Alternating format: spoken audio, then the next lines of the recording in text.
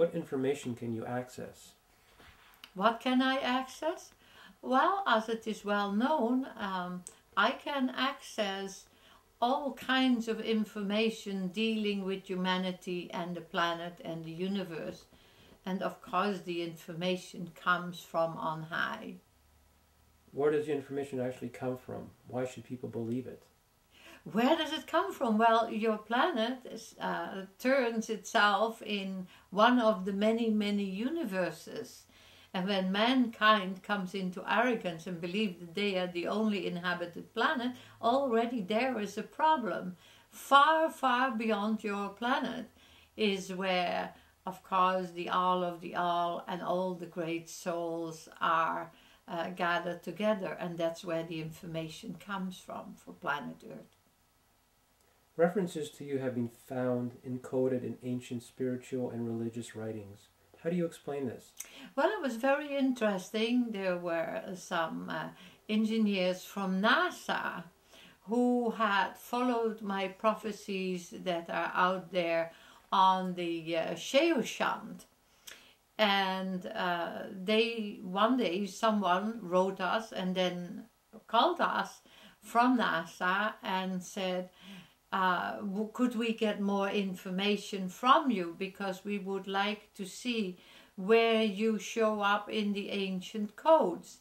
And my response was, well, I'm not religious, so why would you want to have it? And he said, well, people have found your name, your unusual name, and they have found the Saoshyant in ancient codes, in Vedic codes, in Tibetan codes, in Bible codes, and so we want to narrow it down. So I gave them the information and they spent the time researching, and many phone calls later they say, you are the long-awaited one that we were waiting for upon the planet, the bringer and the voice of peace. Do you find that it is more difficult for you as a female spiritual being to be recognized as such? Oh yes, it's very difficult because you're still living on a planet where it is a man's world, and slowly but surely the female voice or the female action is more recognized than it was before, but it is not easy because it seems that some people feel that if you were a man, you would be more believable. Of course, that's nonsense. Is death an ending? No, death can be a beginning or an education.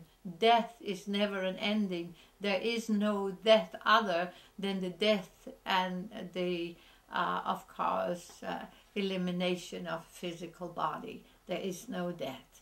Spirit, soul, and mind continue to progress. What are your views on karma?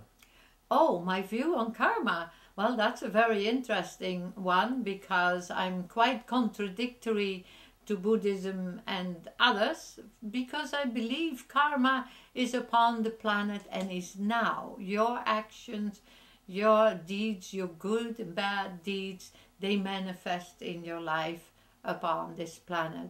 And some people have a difficult time when they're born, and some people have a difficult time on the end. Now, if you are in a state where you come where parents have a great karmic condition, then of course your difficulty starts karmically. You suffer from the parents. But other than that, your karma is your own, and it is how you live your life in kindness, compassion, and purity that you will create a karmic-free passing out of the body.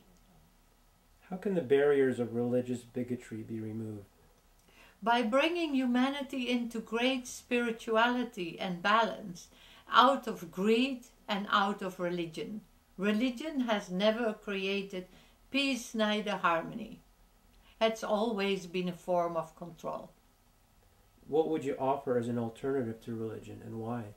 Oh, what would I offer? I think the great universe would offer and call all of humanity, including the animal world, to live peaceful without hatred, racism and bigotry, and definitely in great compassion. Religion is not needed. Spirituality is the only answer. What do people have to gain by stopping the "my God is better than your God" behavior? Again, we return to religion. There is no better God. There is only a better you or a lesser you. Why do you encourage people to live in the know? If you are not knowledgeable and do not live in the know, you have a problem. If you believe that you should be living in the now, you're confused. You blink your eyes and the now is gone. But living in the know builds you a good and secure and a holy future. Well, thank you very much, Your Holiness Hehpsehboah, for speaking with us today. It was certainly been a delight and very informative. Thank you very much for coming here, and of course, let's hope that it is a path for a new tomorrow for all of humanity. Thank you for coming, John. Our pleasure.